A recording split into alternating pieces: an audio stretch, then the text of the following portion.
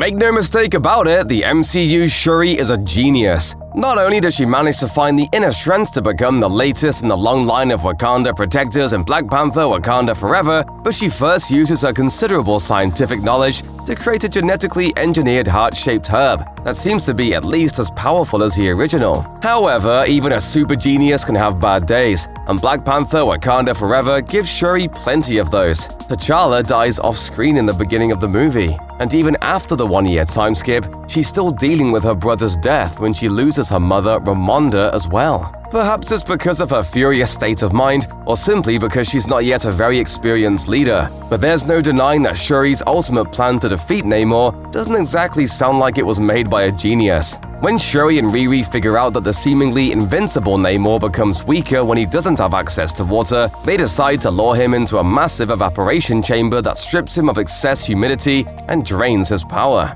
This is a good plan. However, the way Shuri chooses to go about it is less good. Wakanda Forever establishes that Namor's people are a tough nut to crack, as long as they're in water. The Talokaneo can breathe underwater. They have all sorts of ocean-themed weapons, use whales as trained transport, and attack animals, are able to cause floods, can hypnotize sailors with the power of song, and generally do what they like as long as they're in their aquatic element. What's more, they're super strong, and appear to vastly outnumber the Wakandans. As such, you'd expect that Shuri would avoid open water like it was on fire, like say by building the dryer device somewhere not so close to the water and using the vibranium detection machine to lure Namor there. However, instead of choosing a ground-based strategy, Shuri decides to fight Namor by hauling a handful of her best Wakandan warriors out in the middle of the ocean and engaging the full might of Talokan on Namor's home turf. All of this is done in order to lure Namor, a powerful flying mutant who can disable aircrafts in seconds,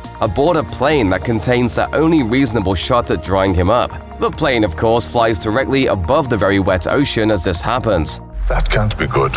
They manage to get Namor in the drying machine, but they apparently haven't considered the possibility that the 600-year-old flying man might start destroying the plane the second he realizes what's up. From that point on, Shuri has to wing it. Luckily so, because her improvised plan proves vastly superior to the original. She panic lands the aircraft in a nearby desert and ultimately wins the day for the landlubbers. It's a close call. If Shuri's original idea had gone according to plan, she would be risking all-out war with Talokan. Shuri drafts a seafaring plan with the intention to kill Namor, after M'Baku specifically warns her that Talokan will never stop attacking Wakanda if their God King dies by her hand.